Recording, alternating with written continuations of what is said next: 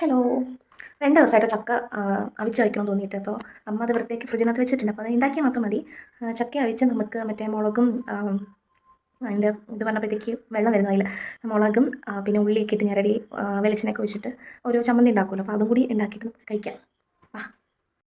ഒറ്റയ്ക്ക് വീഡിയോ എടുക്കുന്ന കാര്യം കുറച്ച് കഷ്ടം തന്നെയാണ് കേട്ടോ. അപ്പോൾ ഇന്ന് വീഡിയോ എടുത്തിടാൻ ആരുമില്ല, സ്വന്തമായിട്ട് തന്നെയായിട്ട് എടുക്കുന്നത്. കുറച്ച് കഷ്ടപ്പെട്ടിട്ടാണെങ്കിലും വീഡിയോസൊക്കെ സെറ്റായിട്ട് കിട്ടിയിട്ടുണ്ട്. അപ്പോൾ ഞാൻ ചക്ക കുറച്ച് നേരം ഫ്രിഡ്ജിൽ നിന്നെടുത്ത് വെളിയിൽ വെച്ചിട്ടുണ്ടായിരുന്നു കേട്ടോ. അപ്പോൾ നല്ല തണുപ്പുണ്ടായിരുന്നു. അപ്പോൾ പോകുന്നവരൊന്ന് വെളിയിൽ വെച്ചിട്ട് നന്നായിട്ട് കഴുകി കുക്കറിലിട്ടാട്ടോ ഒന്ന് സെറ്റ് ചെയ്തെടുക്കുന്നത്. ഇതിലാകുമ്പോഴത്തേക്കും നമുക്ക് പെട്ടെന്ന് കിട്ടും, അല്ലെങ്കിൽ പിന്നെ കുറേ നേരം നമ്മളിട്ട് തിളപ്പിക്കേണ്ടി വരും.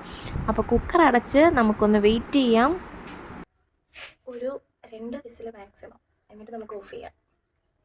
അപ്പോൾ ഇത് അവിടെ കിടന്ന് സെറ്റ് ആകുമ്പോഴത്തേക്കും നമുക്ക് നമ്മുടെ ചട്നിയുടെ കാര്യം പറഞ്ഞില്ലേ, ഞാൻ എൻ്റെ കൈ കൊണ്ട് ഞെരടുന്നില്ല, പകരം മിക്സിയിലിട്ടൊന്ന് ക്രഷ് ചെയ്തെടുക്കാം.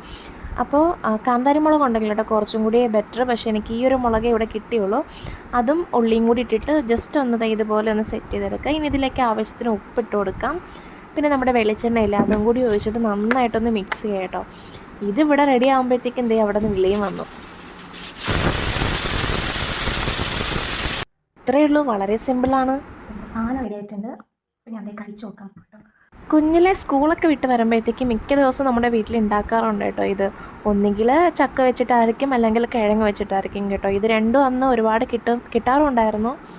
അപ്പം അന്ന് ഇതിന് വലിയ വിലയൊന്നുമില്ലായിരുന്നു കേട്ടോ. നമുക്ക് ഭയങ്കര ഒരു അതിശയമൊന്നുമില്ല. പക്ഷേ ഇപ്പം വല്ലപ്പോഴും കഴിക്കുമ്പോൾ ഇതിൻ്റെ ഒരു ടേസ്റ്റ് ഉണ്ടല്ലോ, അത് ഭയങ്കര ഒരു പറഞ്ഞറിയിക്കാൻ പറ്റില്ല. ഈ എരിയുടെ കൂടെ ചൂട് ചായയും കൂടി കുടിക്കുമ്പോഴത്തേക്ക് സ്വർഗ്ഗമാണ്, സ്വർഗ്ഗം.